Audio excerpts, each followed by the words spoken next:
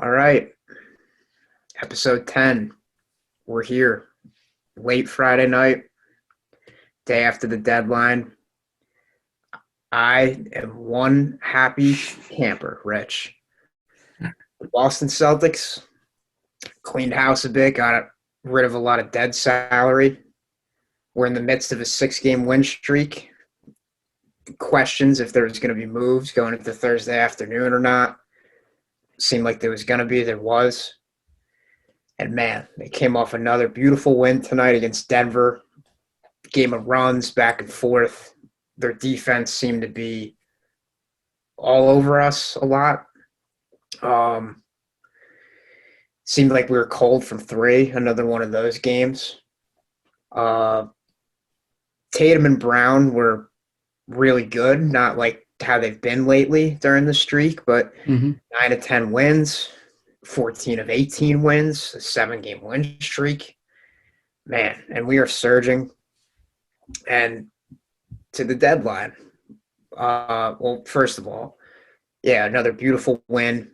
Robert Williams, terrific. Marcus Smart continues the hot play on both ends. He had like 6 steals, something like that. Just Rob was so clutch against Joker. In crunch time with his block shots, he had like 16 rebounds, I want to say. But yeah, I saw that. He had a double-double.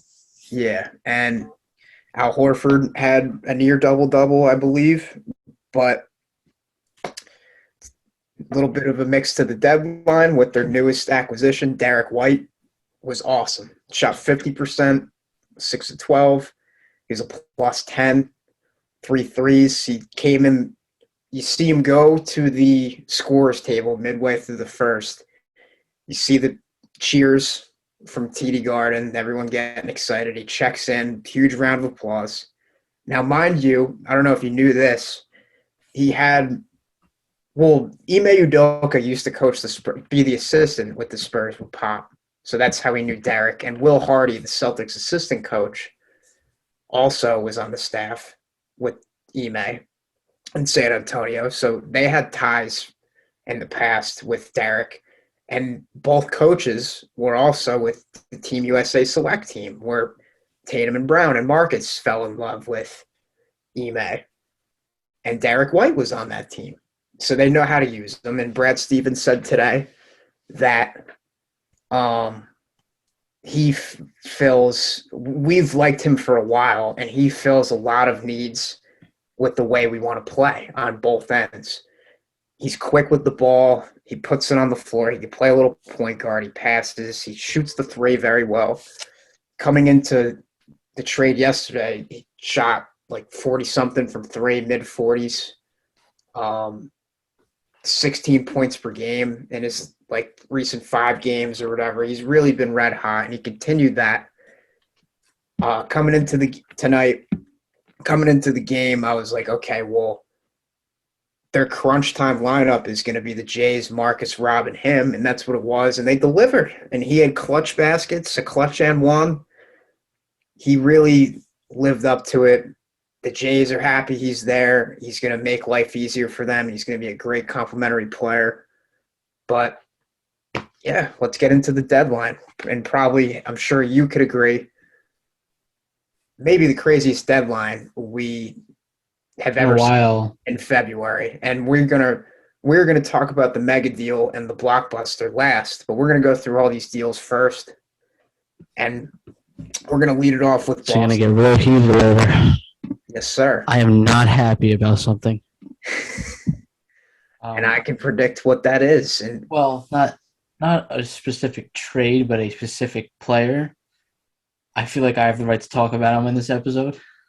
Oh, I do know what that is, yeah. But I was going to say you're not a happy Knicks fan, although they did win last night. I'm all right. Lakers fans aren't happy either, but cool. You have LeBron James. Like, if you can't get it done, that's not. You want to blame Russell Westbrook? Go ahead, but I've been high on the Lakers. I've been low on the Lakers. I'm just like, they're whatever. Like, they're not beating the Suns They're not beating the Golden State, Denver, Dallas. They're not beating any of those teams. Yeah, and Utah. all that matters is you have LeBron and Anthony Davis. That's the biggest thing, and we've seen what they can do in the postseason. Even though it's looking like they definitely can't beat those teams you just named. Utah No. struggled. I'll give them a chance against them In 7 games? today. As of today, with those two led by those two players, like I In just 7 games? very questionable. I could agree. Very questionable. 7 games? You're going to give them a shot against Utah?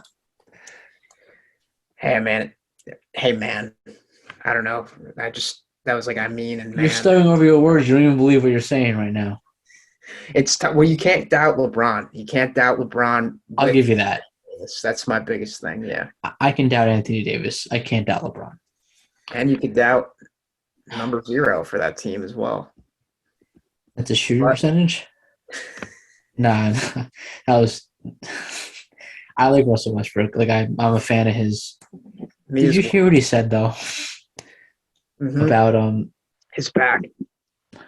I'm not used to sitting down for a long period of time than being what do you say? I'm not accustomed to sitting down for a long period of time. To being limited and stuff like that. Dude, yeah. You're not even hitting the backboard anymore. He's not. You've hit this, but my thing is, he is so good at getting to the rim. Why? Amazing. Why not do that? Like, why do you have to shoot? You have guys for that. Oh, they just traded. Did they trade THT? No, right? Any moves? Oh yeah. I saw like a massive mock trade with the Knicks. It's all with THT, right? Like it was like the Knicks, the Heat, and the Spurs. The Knicks were getting like Goran Dragic in a first, and they were giving up like every bad contract they have. But it didn't happen. Yeah, and before we get into the deals, there was, I think Chris Haynes of Yahoo Sports said that there was talks of a Wall Westbrook swap, but Houston wanted a pick. And for the Lakers, I guess you could say it's not worth doing that trade if it includes the draft pick. No. So, and especially they like we said, there was no plan B once they did this trade with Washington, so they mortgaged their future already. So why are you gonna? What No, up? go on. I'm gonna ask you a question when you finish. I was just gonna say they got rid of all basically the future and the picks with Washington. So And there's Kuzma too. Yeah. I was gonna ask. First career triple-double last night. He's so weird, but he's a good player. I was gonna ask who makes more money, Wall or Westbrook? I think they both make 47, or one makes 44. That's just. I'll look it up right now. John Wall contract. While you do that, I will get into the Wizards and their trades second. But so 42.7 mil.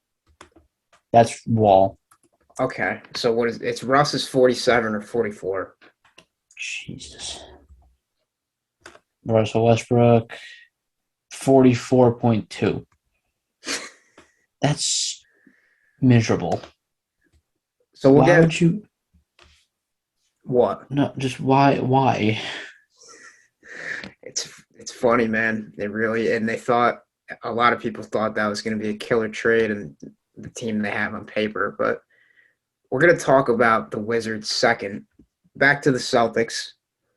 Yesterday, they sent to San Antonio a first-round pick of the season, Romeo Langford, and Josh Richardson for Derrick White. I thought it was worth it because, I'm seeing a lot of people in the Celtics organization are sad that they parted ways with Josh so early, especially extending him for the next season as soon as they got him this summer. He's just not consistent on offense. He's having a career year, spacing the floor, shooting at least close to 40 from the outside, I believe. And that was a big surprise. Brad Stevens had a lot of faith in him from the outside when they acquired him. It's a big surprise because I think he was like 31 or low 30s, something like that. in Dallas last season, but he didn't help enough offensively. He was a nice fit, and he's an excellent teammate, excellent guy to have around the locker room. The Spurs are going to love him. And just the spirit he brings, his mojo, his motivation. It's really, I wish him the best, and I'll always be a big fan of him. Langford, I had a lot of high hopes for him, and so did the Celtics organization, but his durability became an issue. That's not why they did the trade. They did the trade because it was worth it for Derrick White, but his Yeah, durability. you're not going to miss Romeo Langford that much. Yeah, and he played a pivotal role, not pivotal, but he played a role in the beginning of the season. Came off the bench, played some decent minutes. There was rumor that to get out of the tax as well, that Aaron Nesmith would have went instead. And I was like, why not Romeo? He should have more value with his more playing time. Nesmith kind of has the Carson Edwards effect, as I always say, where his threes just aren't falling at the rate that they should be. And he was the 14th pick of last season. So, yeah, it was worth it because Aaron could continue to improve. Like, he was supposed to be the Celtics' Tyler hero. He could continue to improve. We see Grant Williams have really good improvement. But so it was worth giving up the pick as well because, like I said, White's a guy who could complement the Jays and the Celtics core on both ends, especially spacing the floor, and he can handle the ball and put it on the floor, do stuff offensively, like I said. But, we see these guys like Nesmith or like Romeo or a Pritchard who actually is getting minutes now with Schroeder gone, and I'm about to get into that trade. But he saw some solid minutes, came in early in the first quarter tonight, has the backup point. Derrick White could play the backup point as well, but he's likely going to be at the two more. Pritchard has proven, even in his rookie year, that when he gets the minutes, I think he averaged 15 a game as a starter. When he gets the minutes, his production is there. And we saw it in last season. We saw it in the Summer League. We've seen it in glimpses this year when the Celtics have been really hurt or riddled with COVID. But, a big thing was like back to my point being is like, there's no point of staying patient with the kids. This Celtics team, like we always say, needs more veterans and needs more talent. They're not a rebuild team. And that's what they're trying to add. And especially with the Jays, Tatum's going to be 24 beginning of March. Getting old. Huh? Getting old. No. Yep. And NBA, that's like your 7th year. And that's like, I can't believe he's a month younger than me, but, they continue to it's amazing how young they are and how great they are. And it's beautiful to see them turn the ship around. But, yeah, back to what I was saying, it's like, it's good that they're adding veterans. And so before they beat the buzzer with the deal, it was when Schroeder, right? Yes, they sent Schroeder and it's Freedom. Yep. So they got rid of more dead salary. Schroeder was the biggest rumor and the biggest trade chip. They sent him to Houston, who, speak of the Lakers, I don't know if you saw, if Houston buys him out, they have interest in bringing him back. But that's actually funny, yeah. So they send him to Houston. They send Freedom to Houston, who hasn't played in ages. Rightfully so. He's the worst defensive player ever. And the amount the Celtics switch and rotate on defense, he couldn't keep up with that. He played in the blowout game with Brooklyn. Bruno Fernando, the guy who had that killer slam, he's also good in Maine for the Celtics. But I'm sure at some point was on his way out as well. But worth it because you got rid of the dead salary and you bring in a guy who, many fans couldn't wait for him to go, but Daniel Tice, who's familiar with this organization and the people in it. He was on the bench tonight, potentially could have played, but he was in his street clothes, probably waiting for his physical. We'll see him Super Bowl Sunday. But he is such a versatile defender. The situation wasn't right there for him in Houston. He was solid next to Vucevic in Chicago when we moved him, but he was a pending free agent to be. He's on a multi-year deal now, so he's back home where I guess he belongs. But so like I said, they just knew they weren't going to re-sign him, but it works out that they got him now. And in the bubble, he was very successful, very underrated. It's just his thing was that you put him up against Bam Adebayo. Like, what do you expect? And, like, he had such a good bubble run until then. But has a 4 and has just a versatile defender. He's so mobile. I was just tweeting about him after the game, it's going to help Boston a lot to add him because it takes pressure off of Horford. With him and Williams, like I've been saying to you, Williams has been amazing. But you didn't have a backup big besides them. Like, if one of them goes down, their only big off the bench is Grant, who's been really good. But it's like you got no size off the bench. And they didn't really have a center with Freedom and Fernando being unable to play. So you bring in a guy who's familiar, and it takes pressure off of Horford. He's super mobile, versatile, can block shots, awesome at defending undersized centers and 4s. So that move doesn't hurt. And, I really like Dennis Schroeder, as I told you. So I hope it does well. I thought you didn't like him. I did. I definitely did. But I had my fair share of moments where I've said to you on this pod and off the air, it's time for him to go with Marcus's play and with Pritchard's play as well. When he saw the opportunity, we knew that he should be playing instead of him. And Dennis wasn't even seeing a lot of – he had like 20-something against Orlando Sunday, but he wasn't even seeing a lot of minutes in recent time, like 20. He proved that when he plays 30, he could be good offensively, and hopefully he could be a good mentor for Jalen Green and KPJ, who has really turned it around. I know me and you have talked about him in the past, and he's been hot as of late. Mm-hmm. But yeah. So, and Edis Freedom immediately got waived. We don't know if he'll have a job again, but he's just not that good anymore. Yeah, and a tremendous rebounder, and he could score in the paint. But it's like that's not this day and age though anymore. Yeah, it's like you need some defense. He actually made a 3 in Brooklyn in garbage time. It was kind of funny. I saw that. He's tough, and he's been through more than I think I've ever want to even imagine when it comes to like where he's from. And I'm not gonna get into that though, but just I appreciate his toughness, but he's just not that talented anymore. At least he's just like a little older now. Yeah, and Tice is just a solid defender and can hit threes here and there. So yeah, they've fared well with that. They got a perimeter big again. He's just a help with Horford, like I said. And so Boston, I give them a B+ to an A on the deadline, especially when they were supposed to be buyers with how they've been playing and the run that they've been on, and that's what they were. And they got a guy that they've always liked who fits. And I hope he keeps this up. He was awesome tonight.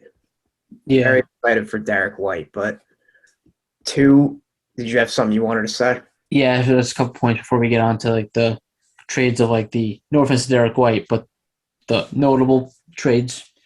With the Celtics, I thought it was really smart because we heard all like year how like they needed to get a point guard, and like Marcus Smart's been playing well. I think them not making like a massive like move, like trading for I don't even know. No point guard really got moved besides Haliburton, but we'll get into him in a little bit. Yeah. I feel that the East is wide open this year. Like the Cleveland Cavs are in second place right now, and the Heat are in first. The team that was supposed to win is in 8th, which we're both happy about. The Sixers are good. Like the Bucks are good. The Celtics are good. Toronto's good. So it's almost like there's no point in ruining a good thing when you're hot, because it seems to be that this year, the Eastern Conference is going to be the team that's the hottest at the right time. So you have Tatum, you have Brown. I don't want to hear they can't play with each other. Just because you're slumping doesn't mean you got to trade one of them. And I was just, not to cut you off, but I saw on Stat News, since Jaylen Brown tweeted the energy is about to shift, I don't think they've lost since then. And Yeah. 14. Just because someone's struggling doesn't mean you have to trade them. Yeah, and It's called a slump. they've just been, like the great ones say, when you can make those around you better, that just proves your greatness. And that's what both of them have done, and both of them have just really just proved the world wrong when it looked like it was going south, and I couldn't be happier. And I'm sure they'll be looking for Bradley Beal this summer, or like another power forward or something to add to the core. And no, the second point I have with the Celtics is you're talking about Daniel Tice. Sorry. But I think that he fits more this year than last year because last year Robert Williams wasn't the player he is now. He's not the main center anymore, right? He doesn't have to be a starter. He's going to play against the worst bigs. Like Robert Williams will worry about Rudy Gobert, Bam Adebayo. I'm trying to think of bigs. Porzingis, no. Mitchell Robinson, even if he gets to that point. DeAndre Ayton. You get my point. Jared Allen. So you don't have to worry about that. You have to worry about more of Enes Freedom, or I'm trying to think of guys that aren't on the Celtics. I'm trying to backup centers, like the Nerlens Noels of the world. That's who Daniel Tice has to worry about. And he could be a true four, like he really is, and doesn't have to match him up. You don't got to match him up like you did in the bubble against a top center in the league. And it's a beautiful point by you, Rich. It's just he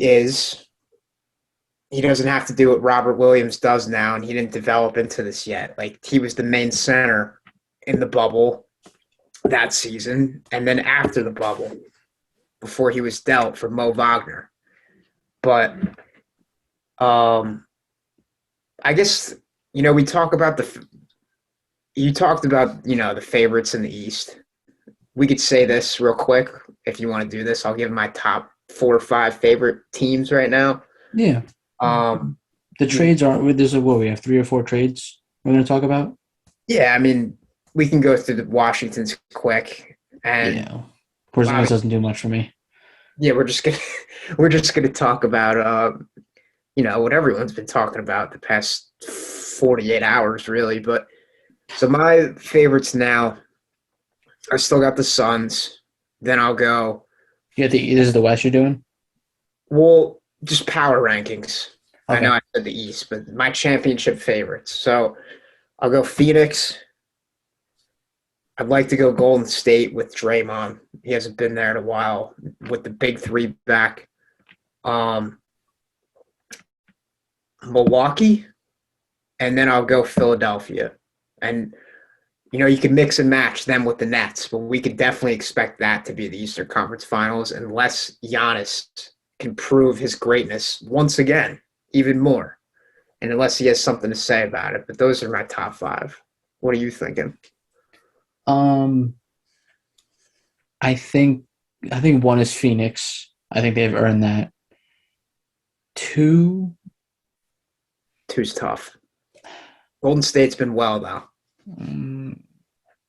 Draymond scares me because he showed how important he is.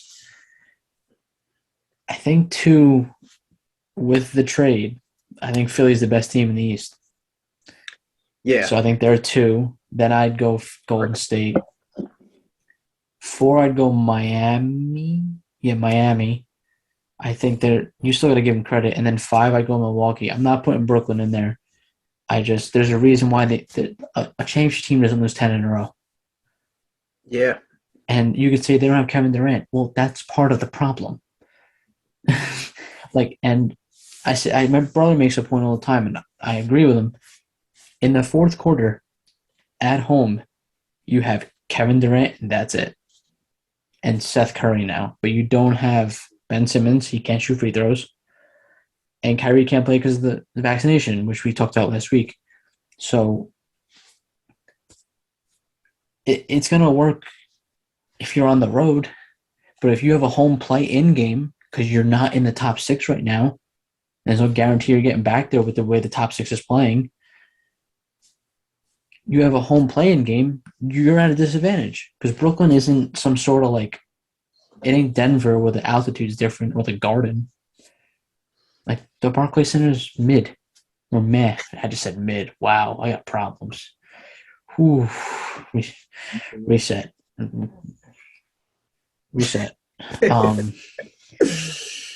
No, I have a problem putting a team that's currently 8th in the East in basketball. It's not like football where you could be sneaking as a wild card because your quarterback was hurt. Like the NBA, you should be able to. They should beat teams like Sacramento and teams like who they play, the Wizards, who just traded their center, their best players out for the year, and they traded their point guard, and you still lost to them with Kyrie Irving. You lost to Raul Neto, but you make it great. Yeah. I like how you said. Well, first of all, with the Nets, we're gonna get into them. The best. You want to start off with them? We're on the topic already. You wanted to start off with that trade? Sure, but why not? a top 5 team doesn't lose 10 in a row. But I like the point you make with Miami. I mean, KD hasn't been there, but I like the point you make with Miami. But my thing, like, I'm scared of them, but my thing is after Philly makes that trade, not so much. Because like you said, they're the best team in the East. Brooklyn can come close. Milwaukee could come close. And that, between the 3, it's going to be a dogfight. And Philly's the clear favorite. They could be a clear favorite for the title. But you got to give it to the Suns. But before we get into the mega blockbuster, what did you want to add? I was going to say, you brought up KD being hurt, right? Yes, sir. How long has Miami been fully healthy for?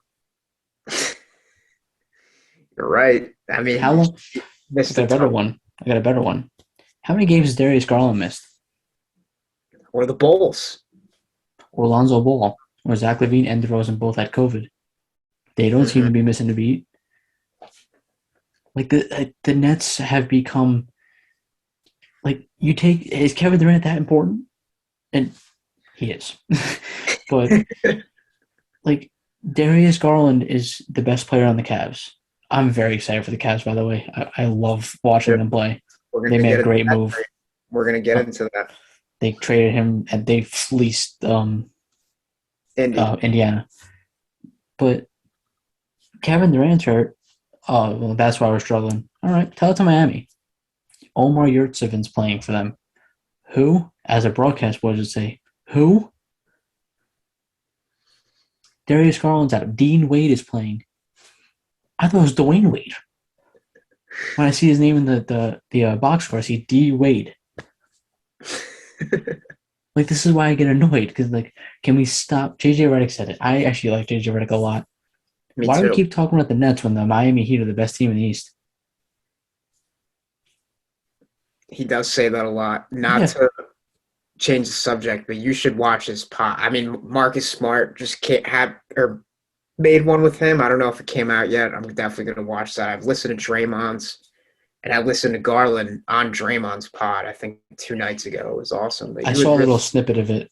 Yeah, you'd like the old man in the 3. And I love JJ as an analyst, yeah.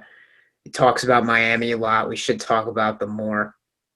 And they're just boring. They just win.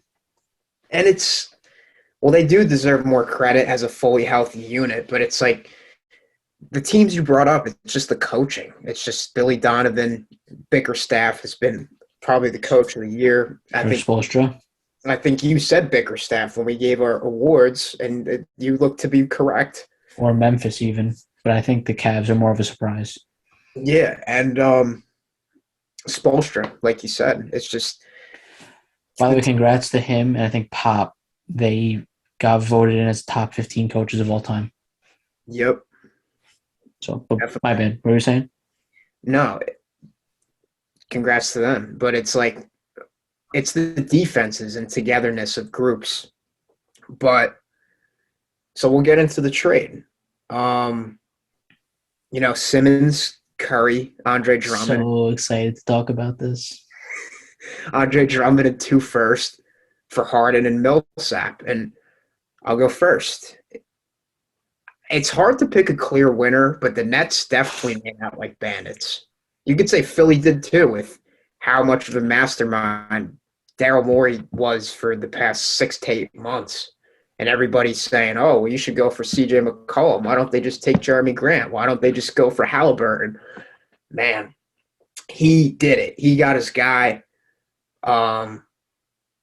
Obviously, I'm actually writing every team's deadline grade who made deals right now. And I was saying, it's fortunate that his guy was in this situation with the Nets that wasn't working out, but it's like he got his guy. And the Nets made out like bandits because they got a future. We were saying the KG and Pierce deal, this is an even bigger disaster compared to that. But now they got a future in Ben. They got all 3 of them. Kyrie's got a player option. He'll likely stay. And Half a season. Yep. Shout out to Chuck. But yeah, we got to give props for that one. I'm not just going to say that and take credit for it. So, if the mandate gets changed, this could definitely help them. And it's just they have a future now. It's you got Kevin Durant. They could be even better. It's like Harden changed his game beautifully. He averaged 8 boards, was a stellar point guard, Kyrie shooting guard. But Simmons could play the big spot, and he's going to play point. But the way he moves in transition, KD and Kyrie will love. Let's remember who the first duo was to be like, hey, let's do this. Or the first 2 with the Nets. It was them. But it's like Simmons in transition is going to be stellar. They needed defense. They got it. They needed rebounding. They got it. And him and Drummond, they needed 3. Yeah, that's a good – that Drummond is like a – not underrated, but like the Nets needed that like badly. Yeah, and I'm pretty sure they were interested in him when he was bought out from Cleveland and before he became a Laker last year. But it's like the 3 things that they were lacking, they got. Defense, rebounding, and 3-point shooting in Seth Curry. And less facial hair. And he's wearing number 30. Simmons wears Ben 10. But it's like they made out like bandits, and they got 2 first-rounders. They have a future. And fortunately for Philadelphia, and, Harden's in his prime looking for a title more than anyone. Fortunately for Philadelphia, he did opt in, so they have nothing to worry about. This is all they ever wanted. Embiid finally gets someone who's at the talent he is, if not better. I agree with everyone saying it, this could be the Kobe and Shaq of this generation, and they could beat everyone up offensively. That's why I had them too. Yeah, and rightfully so. They very well should be. It's a little scary. I mean, they still have Thibault, Maxey, Tobias Harris. It's a little scary because the depth is tough. They don't have much of a bench, but they've had some guys step up though, and it allowed them to like Isaiah Joe. He really stepped up lately. Paul Reed, Shake Milton's back. Him, forgot about him. He hasn't but played. Losing Drummond hurts. Yeah, and if Embiid, if those durability issues come back to haunt him, which knock on wood, I doubt it. But like, you don't got a backup center really besides Paul Reed or Paul Millsap. I actually have a point. Let's be honest. If they don't make this deal and Embiid gets hurt, they're not going anywhere anyway. Yeah. So no matter what, they need Embiid healthy, obviously. Mm-hmm. So I get what you're saying. They didn't have a backup center, but Andre Drummond wasn't winning you a championship. Yes. And regardless, they were still a championship contender. And now they are a clear one, top 2. like we just said, or top 3, whatever. But clearly should be top 2. In the East, And at least. yeah, and really with how this duo could be on paper, all of the association. But it's like this was, man, I've never seen a February deal like this. I was thinking Since Dave. Melo Oh yeah, that was something. with That was Gallo, Wilson Chandler, Raymond Felton, Chauncey Billups, Ronaldo Balkman, Corey Brewer. It's like a 8 or 9 man. Timothy Mozgov was in that deal. yeah. The thing was, is like it wasn't like a star for star swap though. No. But it's like that was, yeah. I mean, there was rumors with him with the Knicks. I was in 6th grade at the time, and I was I on. don't even remember what grade I was in. You were probably in like 4th or 5th. That would make sense. But yeah, I remember it was like 2011. I was like, wow, they actually did it. I remember watching his debut, the I'm Coming Home stuff. I mean, you've definitely talked about it multiple times, but it's wow. It's just hats off to Daryl Morey in Philadelphia. You pulled it off. You did it. They don't deserve any backlash. And it's like this duo is seriously going to be incredible. Seriously. With Clay hurt, with Clay still coming back and CJ traded, it's probably up there with the best in the league with like Levine and DeRozan, Paul Booker. Yeah, and I'd say it is the Mitchell most Gobert. Yeah, definitely the most dominant in the league. And Julius Randle, RJ Barrett. Huh? Who said that? JT. How did I forget about that? You wearing all Celtic stuff. Always. That's how everyone knows I am. Hey, but I gotta get more festive. I'm wearing a grandpa shirt. I go out to dinner and this is what I'm wearing. But everybody knows how I am. But it's like, yeah, so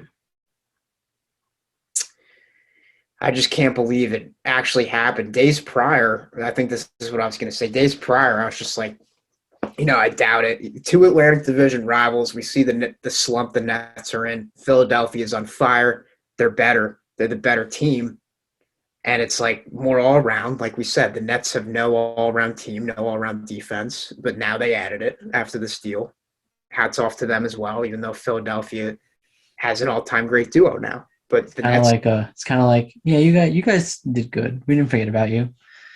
yeah, I'll get to the Nets a little bit when you're done. Yeah, they look awesome, and this could be one hell, especially for TV ratings. This could be one hell of an Eastern Conference final. I'm actually trying to go to the Nets Sixers game already, but the tickets are ridiculous. March 10th, right? Yeah, it's a TNT game. The Simmons boos are going to be unbelievable, and it's just. I think the Nets could really surprise, but yeah, Philadelphia is going to be scary. But yeah, so I'm thinking like I don't know if this is going to happen with Atlanta, as you know how Atlantic Division rivals are, especially like in baseball, for example. But it's like Yeah, and I was like, I doubt it.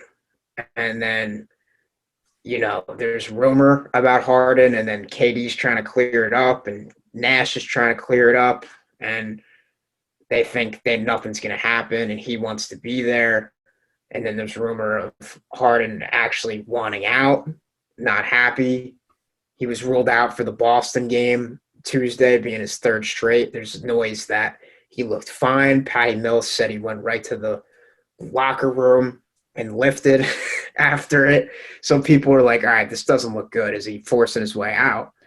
That's the one thing that bothers me about James Harden a little bit. He kind of just, when he gives up, he just gives up. Yeah, you can and tell. It's not fair to the Nets to do that, but that's the NBA. Yeah, and before I finish, like a big point of that is like now, we've seen him do it in Game 7s in Houston too. So now it's like, this is your big test. You got your guy. Let's this is your time. If you have a problem with Joel Embiid, no one's gonna ever give you another shot. Yeah, this is your time for Game 7s. His time. And obviously just closing out series in general. But So Brian Windhurst was the one to be like, oh, this is a real thing. Like he wants out. And then the night before the deadline, Wednesday night, like Woj is like, there's been some talks, but nothing is serious. There's been no serious engagement or negotiations. And then Thursday morning, he wants out. He wants to go to Philly. And then Woj still said, like, hey, they're yet to have a big conversation. We don't know if it's actually going to get done. They're talking about the framework of it. And then just like that, they were talking, and then Simmons, everyone was reporting it. Simmons' camp was open to it, optimistic. I get in the car to go get sandwiches, and Tiki and Tierney were clapping, talking about it. I was like, wow, it actually went down, 1 o'clock. Yeah. But I'm yapping. I just can't believe it happened still. But yeah, what did you think? This is I'm gonna raise my mic for this one. So hope everyone's having a nice night. It's currently 11:55 p.m. Eastern Time, February 11th. As soon as I saw the deal, I thought Sixers won this deal, and it's not close. We all know my feelings on Ben Simmons, but at the same time, he's a valuable player, defensive player. I say it all the time, he's Lonzo Ball without a three-pointer. Yep. Or any type of overhand shot. I could put this down now. His vision's going to be awesome with them too. Yeah, but getting Seth Curry helps. Getting Drummond helps. You still traded James Harden though. Exactly, and that's why it's you're not right. like I'm seeing these tweets like, "Who's stopping the Nets?" Ben Simmons isn't James Harden. Like Ben Simmons with Seth Curry's three-pointer is James Harden. It's not an equal talent trade in that. Like Ben Simmons is a much better defender than James Harden. I'll give you that. Mm-hmm. But I said it before. He can't play in the fourth quarter. And I heard this on I think TikTok or the radio or something. What if he quits on the Nets? Like, it's the same thing with Harden, though. Like, what if Harden quits on the Sixers? But Harden has shown more ability to, like, do something in the playoffs than Ben Simmons has. Harden hasn't won anything yet, but he's won series. He's been the main guy on a team. Ben Simmons hasn't. And his play style, he can't be. And I'm going to make this point. Keep this as vague as possible. We talked about this before in the car. What happened to what's his name? You said Ben Simmons is joining on the next road trip, right? He's supposed to tomorrow in Miami. What happened to his mental health issues? I thought you had a mental health issue, bro. You know how insulting that is to people? I mean, we hate Philadelphia, like the city and the sports. So like, yeah. Well, I'm in a class. It's called Sports Comm. Really nice class. Nice professor. He just bolted on them, but yeah. And in the class, they said like, who's the most like annoying fans that like everyone hates? And there are good Philly fans. Like I have friends that are Eagles and Sixers fans that are really cool fans. But in unison, everyone's like Philly, Eagles. But no, but there's good eggs. What? People probably said Boston too. No, just all Eagles. Really? That's a surprise. There's good fans. Let's not get this twisted. There's stupid fans everywhere. There's stupid Knicks fans. They're very stupid Knicks fans. Like it's besides the point. You had a mental health issue, or at least we thought you did, and now all of a sudden you're fine. Like that's an insult to a guy like Kevin Love, who actually dealt with stuff. Like, because it's very obvious now that it's fake. Mm-hmm. Like I would say like, oh, you don't know, but we kind of do know now. There is no way, no coincidence that the exact moment you get traded, oh, just good. Like, no.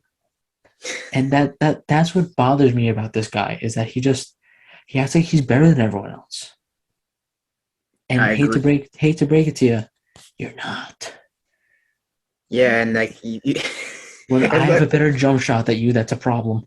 Me as well. And like we've said, it's like you'll only see the videos in LA Fitness of him working out in the summer, and it's like, where's the commitment to getting back? You shot 34% from the line. 34? It was 30 something. I'm pretty sure it was 34 in the postseason. That's an average 3-point percentage. Literally, and like, where's the want to like work, And like, besides be like, Yeah.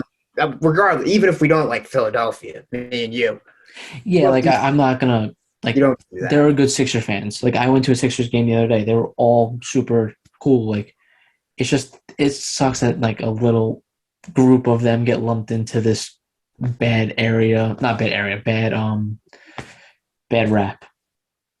And then like but they're everywhere. There's dumb Knicks fans, there's dumb Celtics fans, we all know. Yeah. You just gotta pick them how you choose them. But I don't like Ben Simmons, not because of the way he plays. Like I appreciate the way he plays because it's a dying breed. But NBA makes a point all the time. The organization coddled this guy, and he just didn't care. He just didn't. He had a phone in his pocket in practice. Are you kidding me? The same clips to him under the basket, like bent over, like in practice. What are you doing? But I get it. Embiid is like, he has got Philly, like, they love him. Him and Bryce Harper. And, like, I don't want to say Carson Wentz. Well, him and Bryce Harper, like, own Philly. I don't really know much about hockey, I'm sorry. But, and the Philly organization cared more about Ben Simmons. Like, why?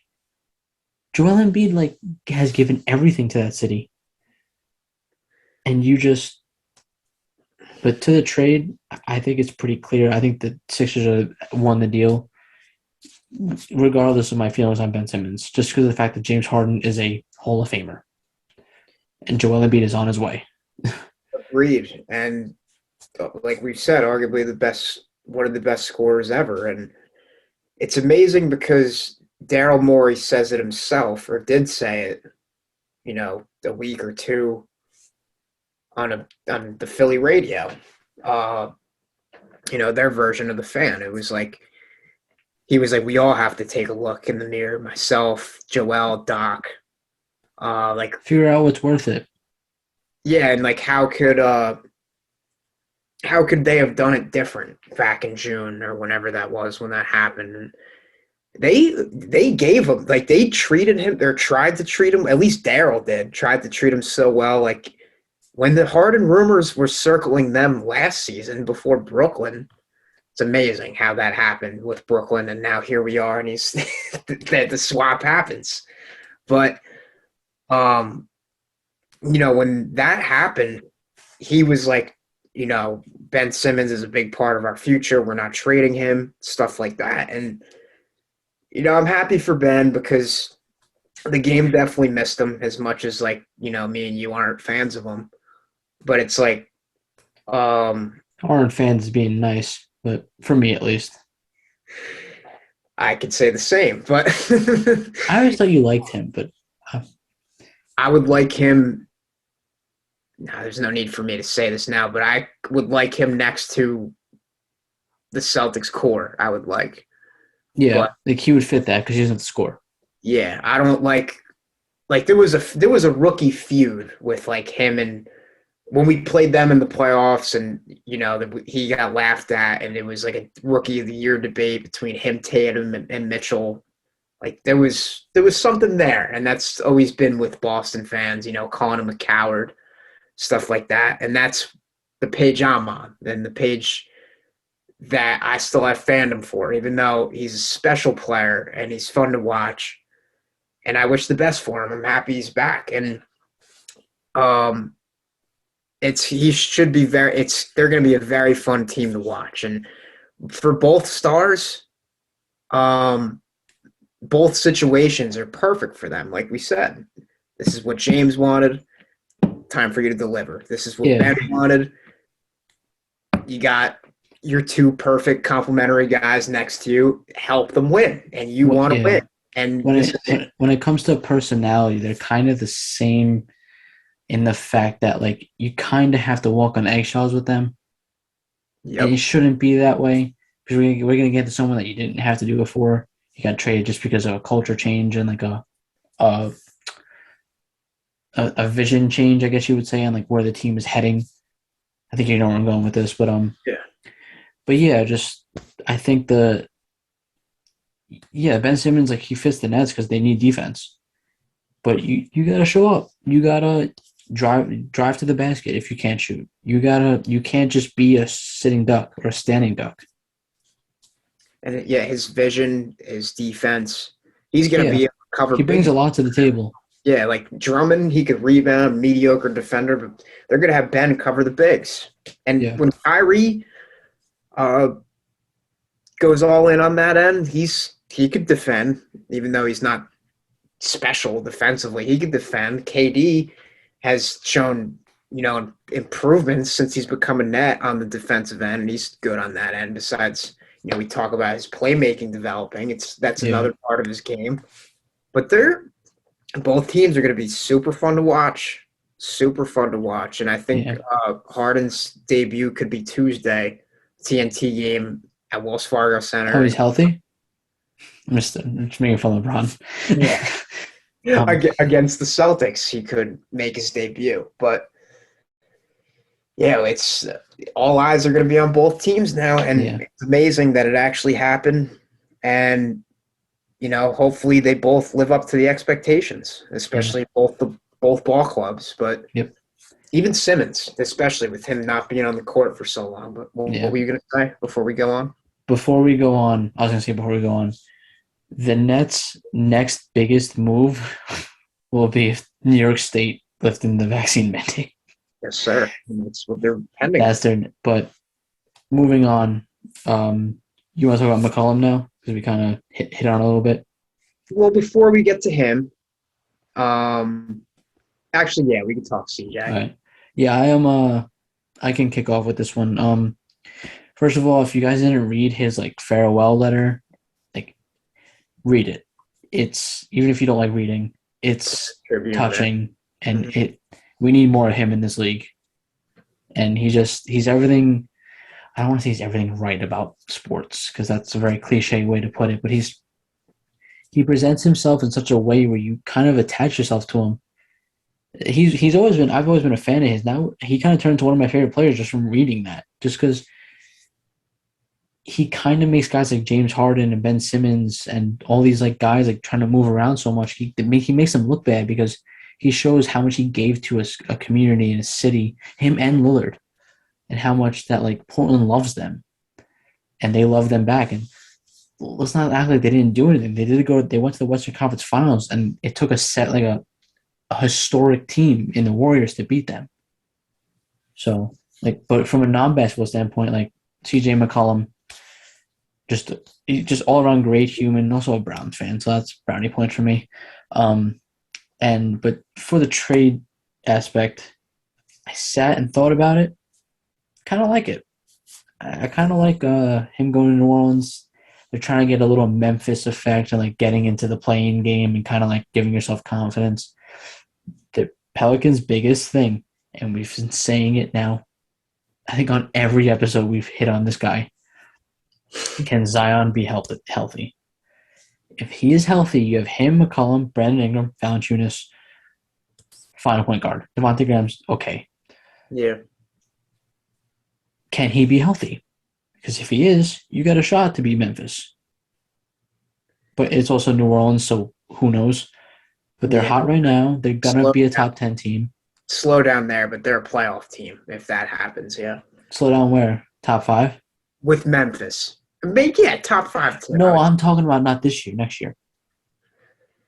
All right, with their growth and improvement. Kind of like how Memphis was like fringe last year. Yeah, we didn't expect it. And like, he's a perfect veteran to have. But they're a playoff team for the foreseeable future with them all together, definitely. Yeah.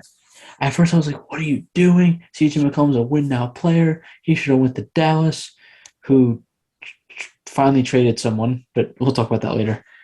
But he makes sense because he's a veteran, and guys like Brandon Ingram are going to gravitate towards him. And Ingram's he's not old, but he's not like, he's been on the block now. Like he's been on 2 teams. He's a good player. Yeah, he's And yeah, he's nice. It's just I think not to cut you off. I was just going to say CJ's veteran leadership will really help them, and he could be a third guy too. yeah. Think about this. I know that Levert to the Cavs, and he talked about like saving room for Colin Sexton. Colin Sexton, what if he ends up in New Orleans?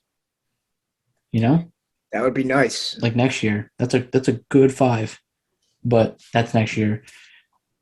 Basically, the McCollum trade, what I have to take out of it is for the Blazers, they got Josh Hart, right? Josh Hart, Alexander Walker's already in Utah. Like they traded him again. yeah, Thomas Satoransky, who's already in San Antonio, Yeah. protected first rounder, 2 future second rounders, and they got Justice. Oh, that's another trade. We'll save it for after this. It's a salary dump. So Well. CJ McCollum, the Blazers dumped him basically, but they knew it was coming. But do you have any really thoughts on it? I mean, yeah. You know, a lot like Stephen A. A lot of people were like, "I'd like to see." I'm disappointed because I'd like to see him on a true contender, which is also very true. But you know, hats off to David Griffin for also a Cleveland guy, Browns, your city, and Nah, he was Cavs.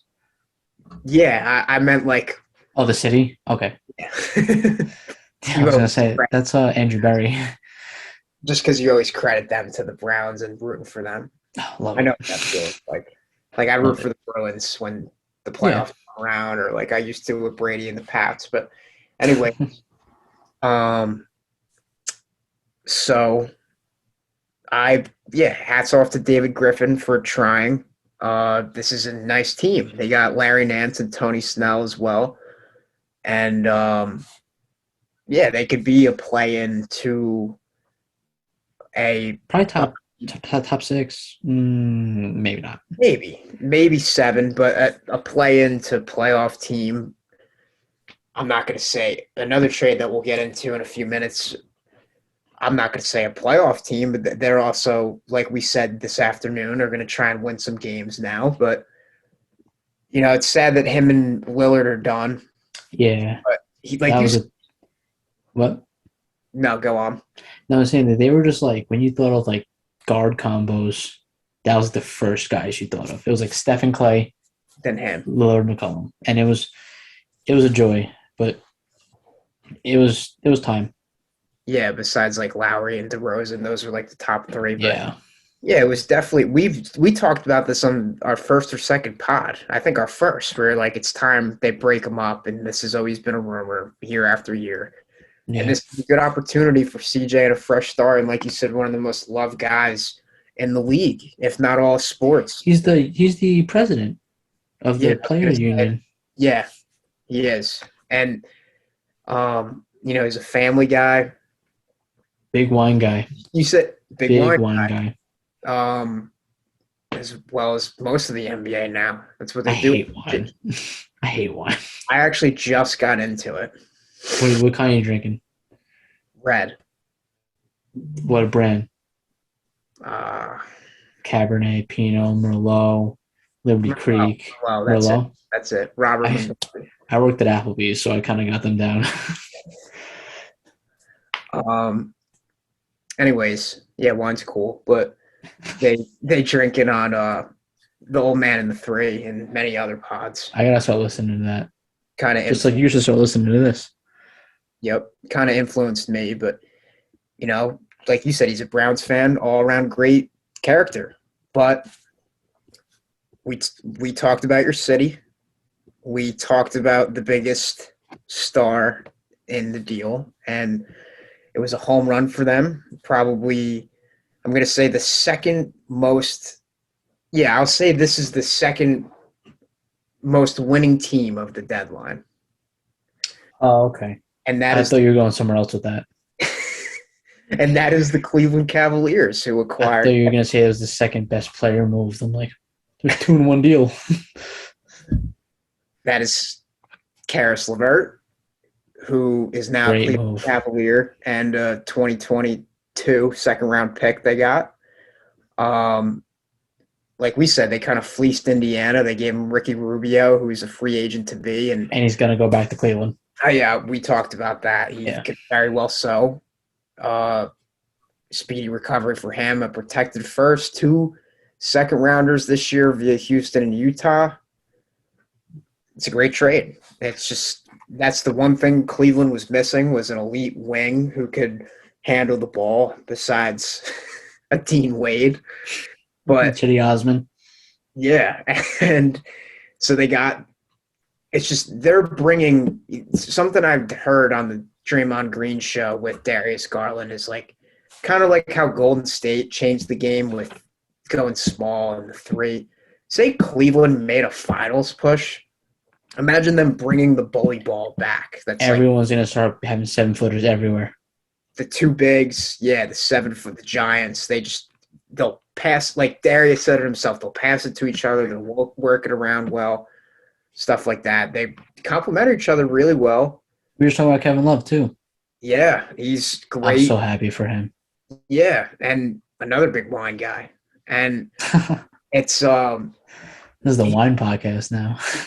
he can play off the bench to them and play with one another. And you got Rondo, who's out as well, who had an awesome game tonight. Awesome vet with Love. You hear what he said? What? He said he was thinking about retiring, but this team is just so refreshing and so much fun.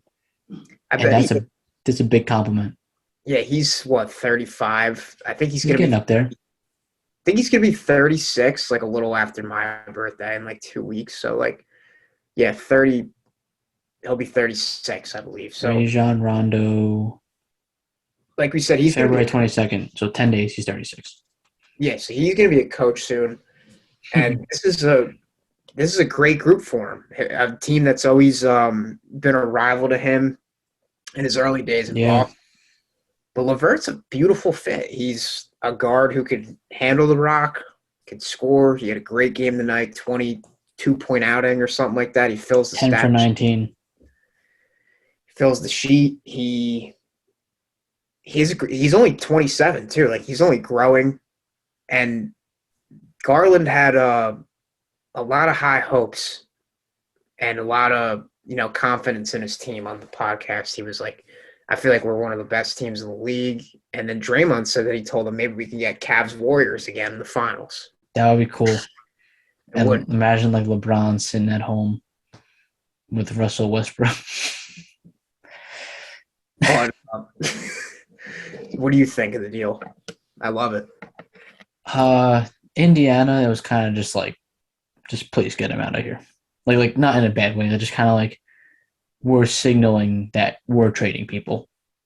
And we'll talk about another guy who I actually came around on the deal a little bit, but great move for the Cavs. I think my friend was telling me like Caris Levert, he thinks Caris Levert is a little overrated. I'm like, I don't think he's overrated. I just think he's not your one. He's like what you have Garland, you have Jared Allen, you also have too, I think. You have Evan Mobley. These are all these guys that you can arguably say are more important than him. Arguably. Yeah. And on a good like we saw tonight. I mean, but if you have him in that mix, then it's like, yeah, Darius is hurt, but like he could, with his game and room to grow, like he could be the 2. He can open the floor for Garland. Yeah, and like Mobley's only a rook, and it's he's like so big, special he is, and like, yeah, Jared Allen should have been an all-star, but it's like Levert could be the second guy, and that they don't care. That's the beautiful thing. Like they're so well coached. Yeah, also with next year or even the playoffs this year, Colin Sexton's coming back. I was going to say this as well. So, they were saying on the pod maybe he comes back as the 6th man if he doesn't get moved. So like, why he can get moved? I mean, it was just rumors for a while before he went down for the season. But he's tough. He's gritty. Like, you've seen him play. Like, he fits their scene of things. And Colby Altman, I think it's Colby.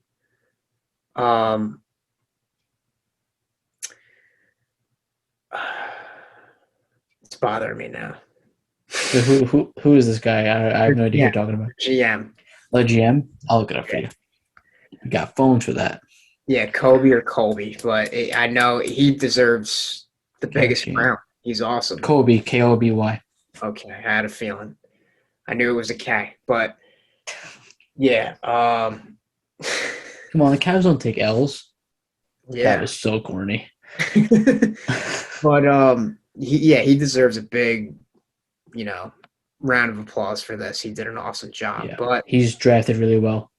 yeah, now to your newest second favorite team made some interesting moves. Who? They, Wait, who? you're a fan of this team now. You saw them twice this year. Oh, Washington. Washington. Yeah, my brother's a Wizards fan. I've gone to 2 games, and they've won both of them. So two guys that were expected to be moved, Spencer Dinwiddie My brother hates him. and Montrezl Harrell. That was a good move for Charlotte. Yeah, Davis Bertans was moved with Dinwiddie to Dallas. I don't know why they gave him that hefty deal.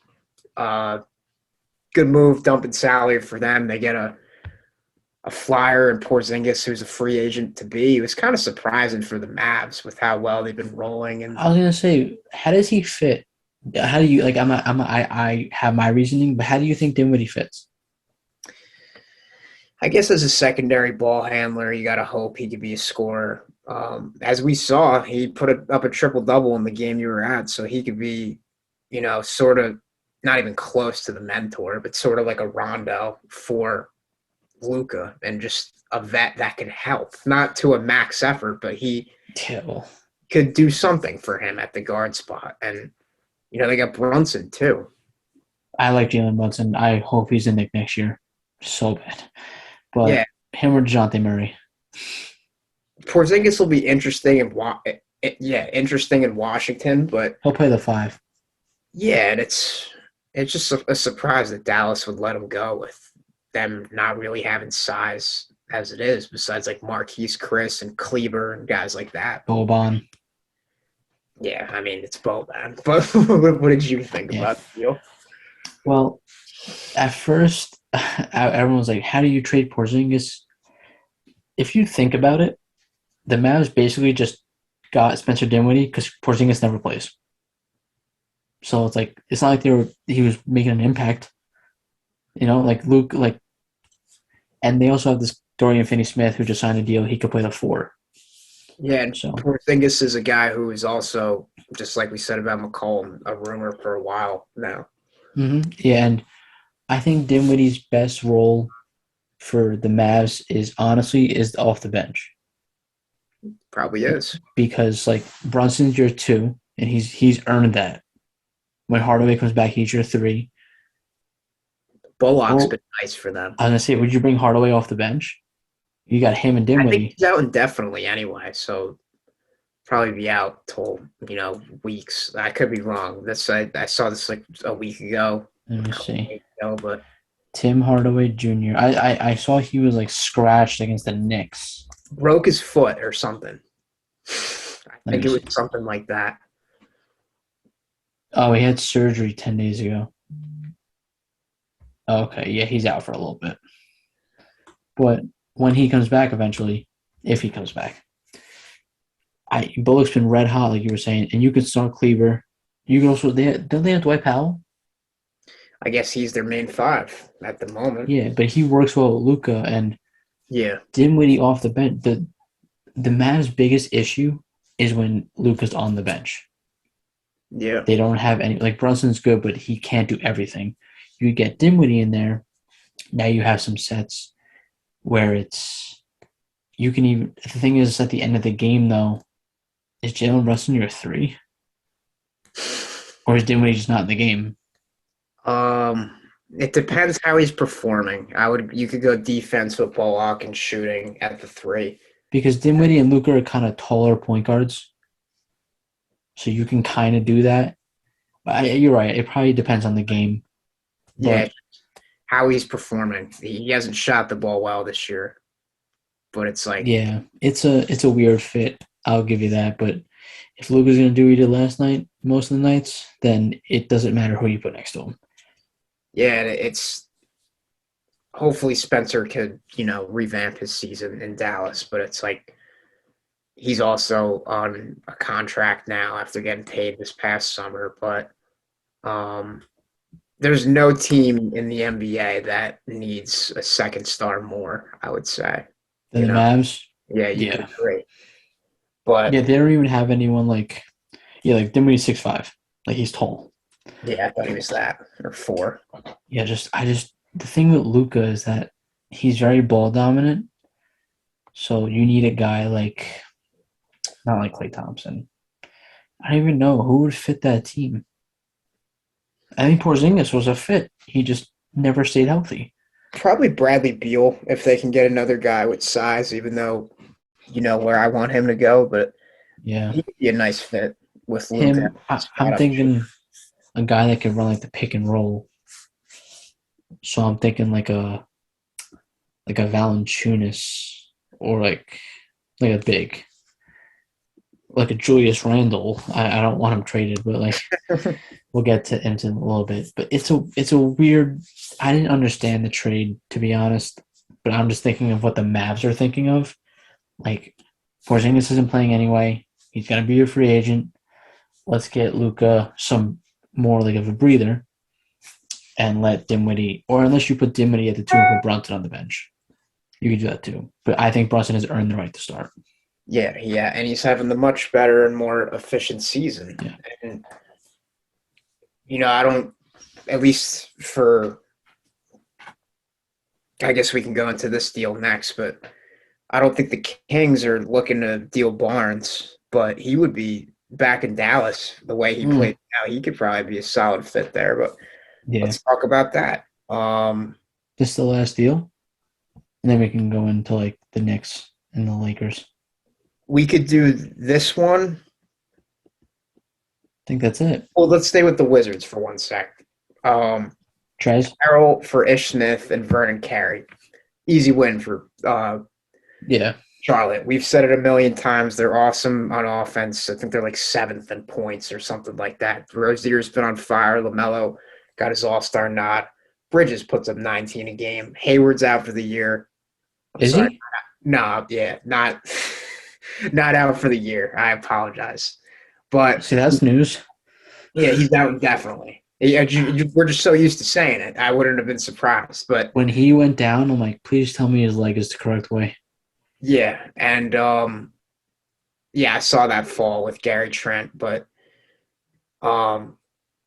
he's out indefinitely. Oubre will start. PJ Washington has struggled, can't play the 5. Their only 5 is Mason Plumlee, and all he does is rebound. We know how he is what he is, but Bouknight's actually playing a little bit more too. Yeah, and Harrell has been. Quick point, because I'm looking at Bouknight right now. He is born on the exact same day as me in New York.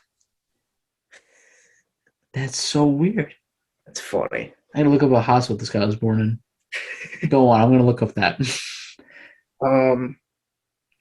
So Harrell's a guy that Charlotte's been interested in the past with Miles Turner as well. And, Harrell, their defense is their weakness, and he doesn't bring much, but he is a body there. He has plenty of room to grow. He's 27, 28, something like that. He played with Rozier in Louisville. He played baseball too. Trez? Bouknight. Bouknight. This is so weird. But it's a good deal for them because they needed a big. They totally needed a big, and he could block shots, and he has room to grow. He's another guy that's like maybe we could see if he could develop a perimeter game or something, but he doesn't need to in Charlotte. But yeah, it's a win for them. They blew out Detroit tonight. I think also with Harrell, he brings an element of toughness that Charlotte kind of lacks. Mm-hmm. And because like LaMelo, like he's cool and all, like Rozier's good, but they're more like finesse. Then they're not like bullies. They're not physical. They don't have to be. They're point guards. Yeah, like they're just like Oubre. That's it. Yeah, and those guys aren't like they're not gonna run at you and like post you up and stuff. Like so, Trez gives them a sense of like toughness and a sense of like You need one of him on like a playoff team, and I think right now they're in the playing games. They're struggling a little bit. Mm-hmm. So Yeah, the Kings. Me and you like to talk about. Um, I went off on this, and I kind of retracted on it a little bit. yeah, like you and the rest of the basketball world. I didn't like it at all at first either. Indiana gets Haliburton, Buddy Hield, and Tristan Thompson. Um, whether Tristan played tonight, I saw he got a bucket. I'm only saying one because I saw it was like a highlight. It was like his first bucket as a Pacer. Haliburton was great tonight. I think Buddy Hield played well. I'm not sure, but They lost to Cleveland, right? yeah. Oh, so Levert played against Indiana. 14. Yeah, I played him in Dynasty in his debut a night after getting him. But so if Tristan gets bought out, he could help a contender for like he could help a Philadelphia, like just a body who's won a championship before, emergency center instead of Paul Millsap. But so this isn't about him, obviously. So I don't know why Indiana. So the Kings get back Domas Sabonis, Jeremy Lamb, Justin Holiday, and a 2023 protected second-round pick. So Sabonis. Sabonis.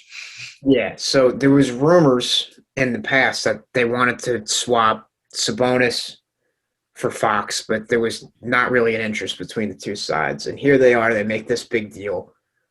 Indiana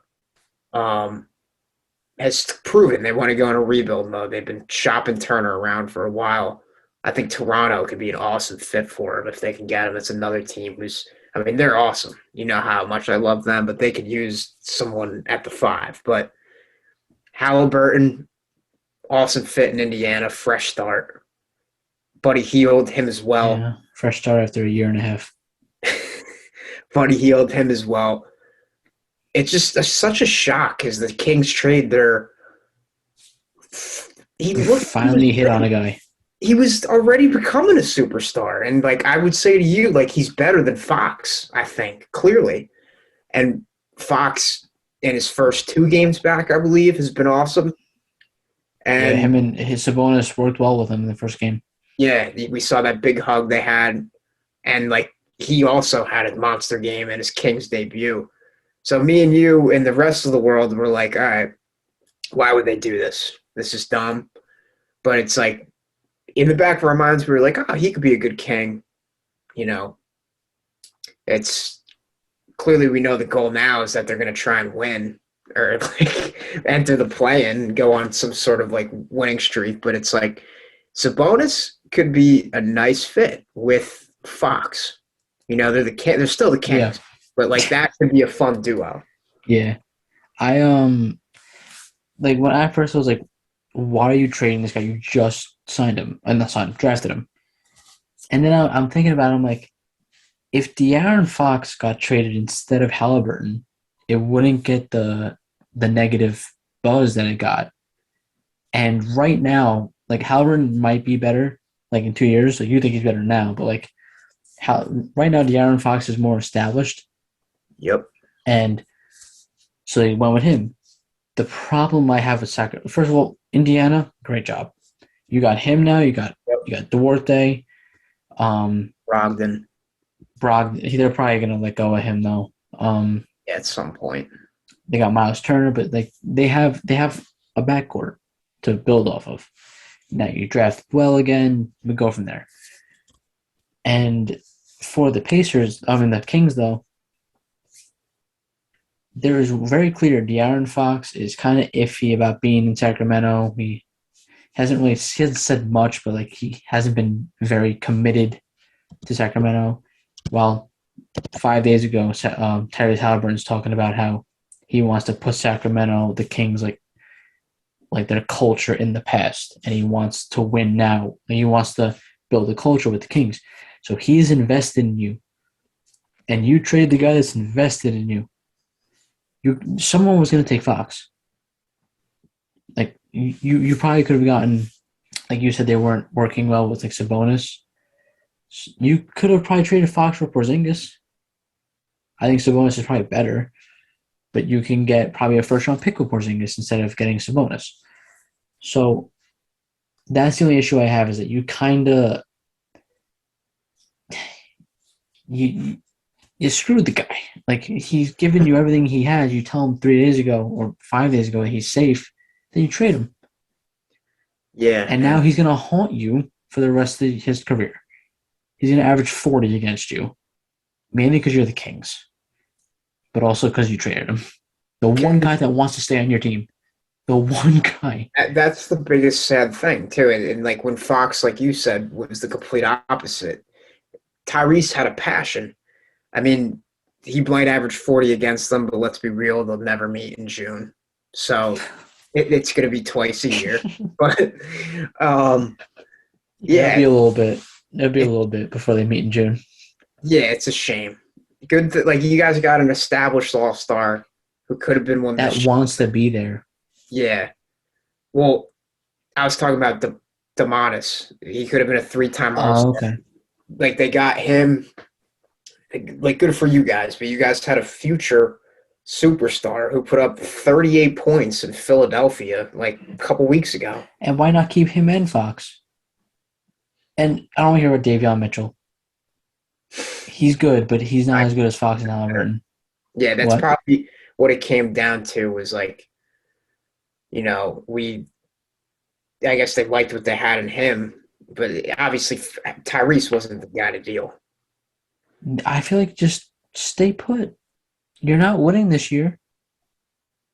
And if Sabonis is he a free agent? No. No. Okay. I was gonna say you could just sign him. Mm-hmm. I mean, it's not that easy. He's got to want to go to the Kings. Let's see, DeMontis Sabonis contract. Yeah, I'm curious. He signed a 4-year deal in 2019. Oh wait, is he a free agent? No. It might be Yeah, draft. no. 2024. He's unrestricted. So he's got 2 years left after this year. Okay. Kind of makes more sense.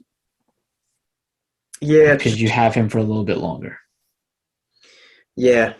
And Tyrese was Mr. King, but like That's the only issue I have is like this guy he's literally I think the only basketball player that said I want to be a Sacramento King. mm-hmm. Who just hearing that sounds weird. Lakers, nah. Knicks, nah. Celtics, nah. Kings. we trade could him. we could see in De'Aaron's numbers that like he like before that stretch of 2 games, you could tell that he played like I don't want to say regress, but didn't like improve, and like you could just tell he wasn't like that happy being there. Kind of like plateauing in a way. What's up? Kind of like plateauing in a way. Yeah, Here we go with my fish hands again. the fish hands. But I guess, yeah, good for them. I mean, it is what it is. But Indiana did a good job. They did.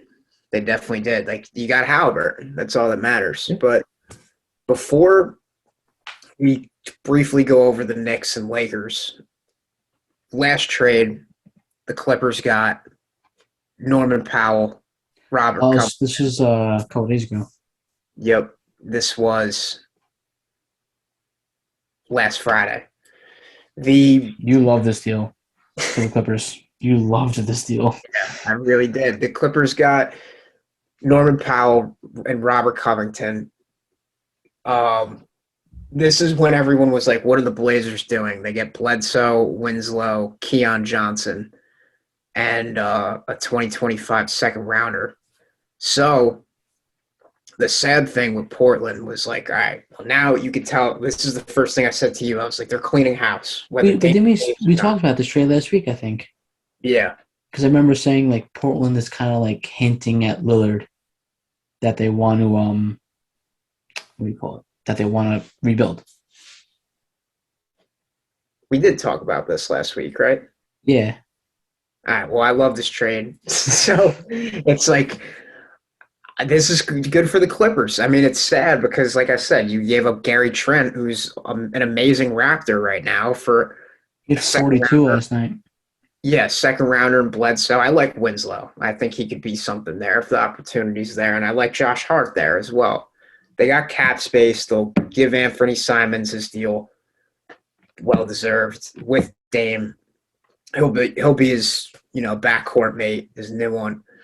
But it's awesome that the Clippers are going all in. That just tells you how Steve Ballmer is. It's like Norman Powell could be your number 3 complimentary guy, and with them fully healthy, they're going to be fun. They still got Zubac.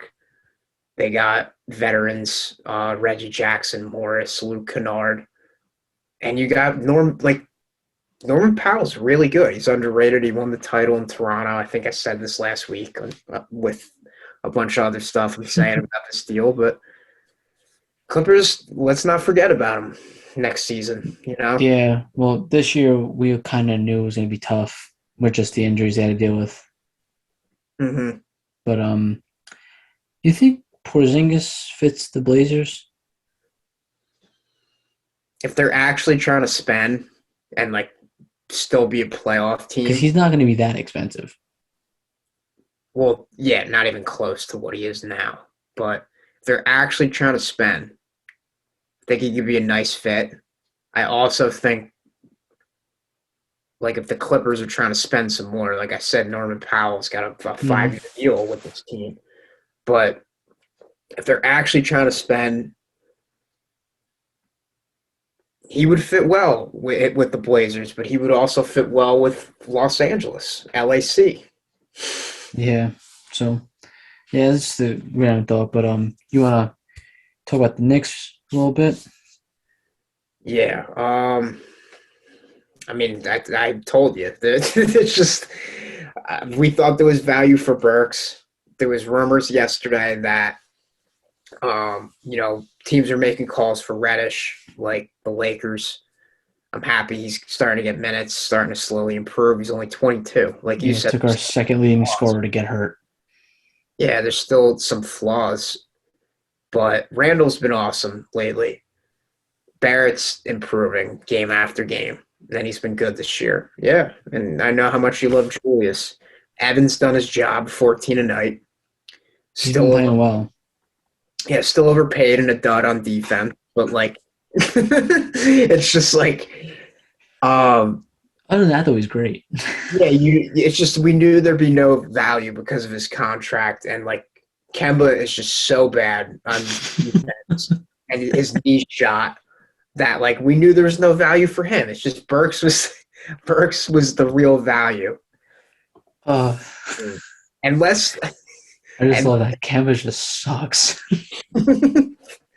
obviously, like we said, he's one of the most loved guys in basketball, if not all Yeah, but sports. One he's of the most just loved. not good.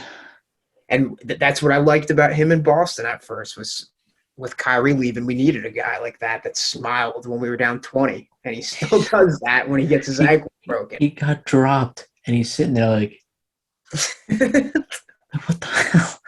But about the Knicks, I'm not surprised they didn't do anything, to be honest, because what are you going to do? Like, unless you're getting rid of Alec Burks. I actually also think they might go on a little bit of a streak here. They might win 4 or 5 in a row because I feel like Julius Randle was feeling a little bit of pressure. And I don't know his personal life, but I know he has a newborn baby, and that could be like a mental thing for him. He's thinking about the kid. If I was talking about this with my dad before, what if he gets traded? I have to move my newborn. You think about all this stuff. There's a whole human side to this that we talk about all the time.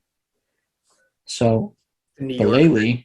lately though, he's been honestly probably better than he was last year. The last 4 or 5 games, he's been really good. And this Western trip they're on right now, they have one game left. They're in Portland tomorrow at 5, or today at 5 for you guys. It'll be out tomorrow. Mm-hmm. We're doing this on Friday, like we said. So back to Randall. I think that literally the ball bounces a different way in two of these games in the West. They're 3-1 on this trip rather than 1-3. And if you can win in Portland, you're 2-3 on a trip where you beat Golden State at home. Like Golden State was home. And then you get OKC Monday. And then you have Brooklyn, who knows who's showing up to that game because Kyrie can't play. Because no matter what, it's in New York. Yeah. And now there's no James Harden.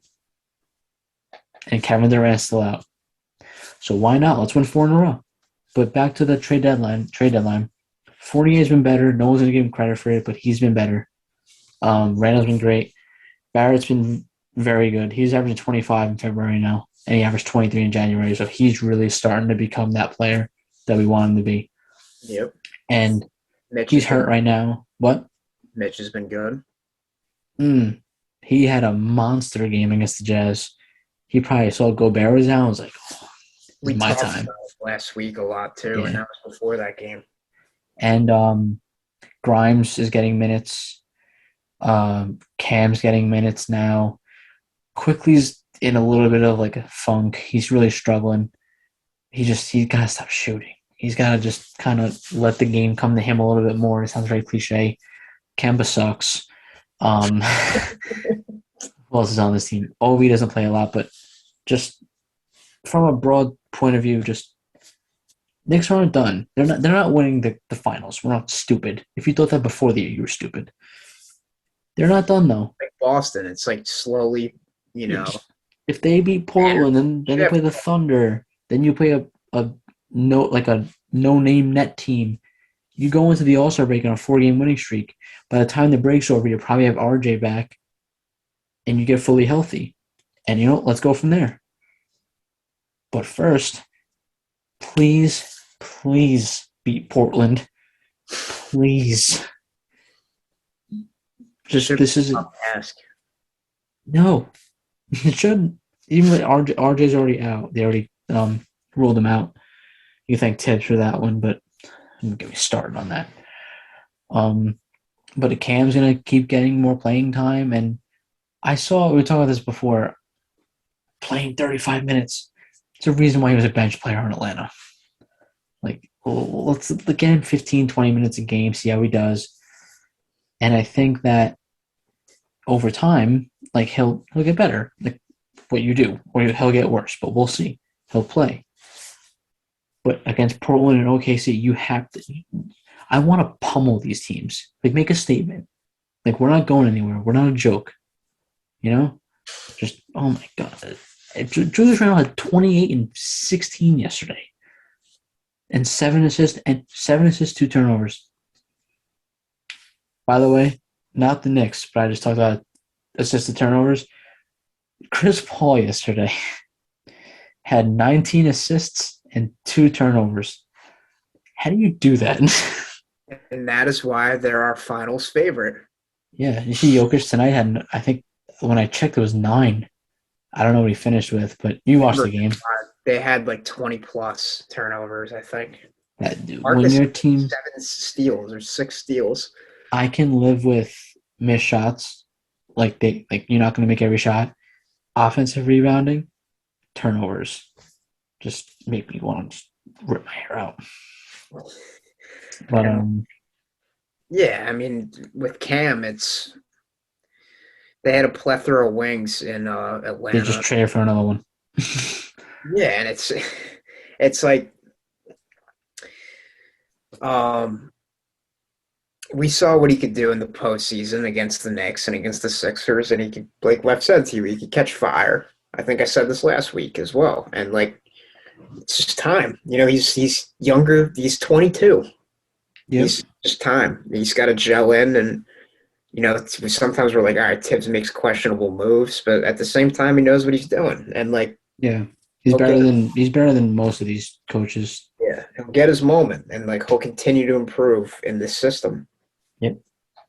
You got anything else for the week? Unless you wanted to talk about the Lakers, I mean, there's not really like. I think we kind of hit on them a little bit. Yeah, they suck. Russell Westbrook can't hit the net. LeBron's good. Anthony Davis will get hurt in 3 games. Malik Monk's good. That's it. I don't know. Yeah, and like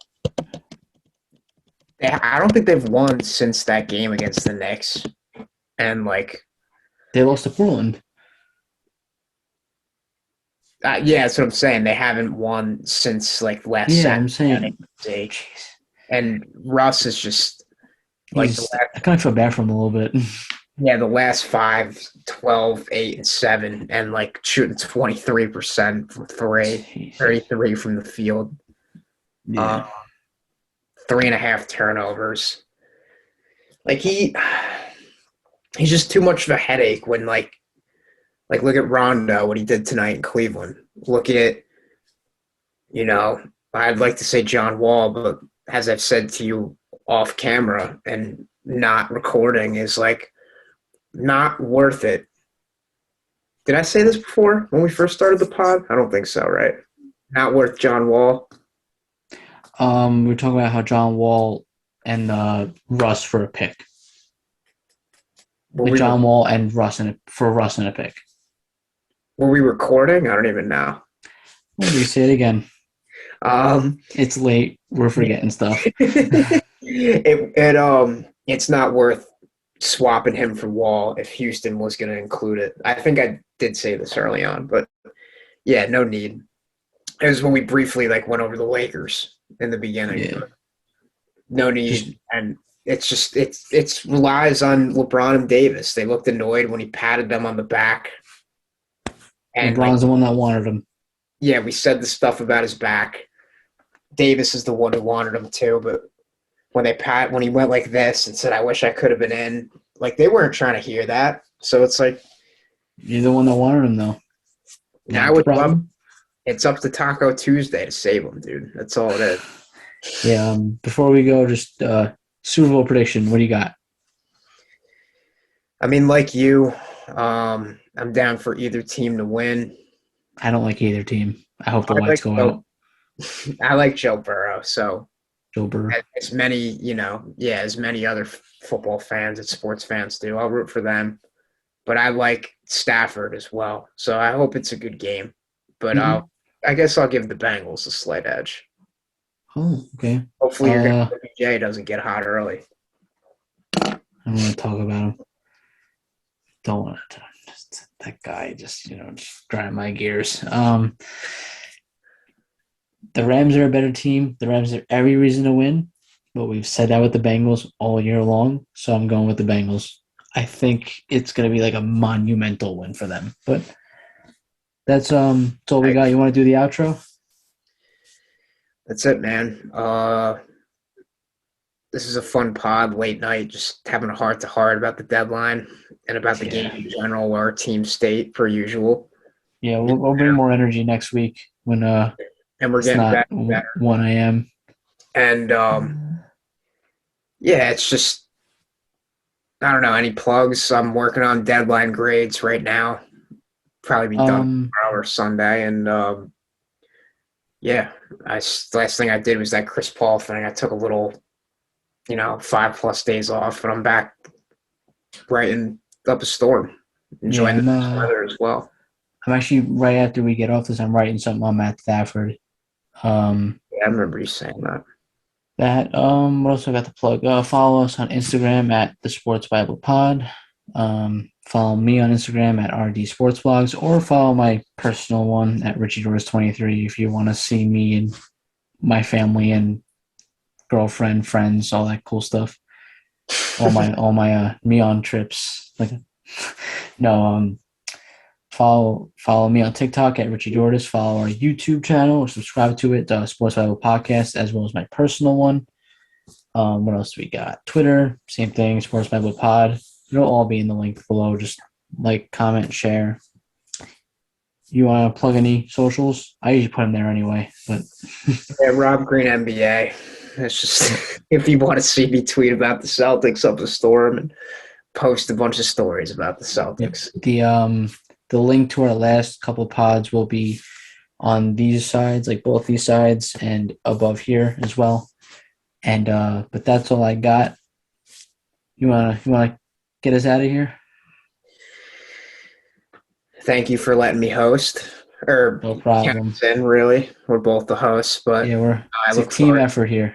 Yeah, I look forward to continuing. I've been thinking about it for a while, and yeah, we're just growing in this field at the Gotta end get of the countdown down. the Yeah. All right. Great show, pal. Pod Yep. number 10. We'll be back for more. Yep. See you later. Later, dog.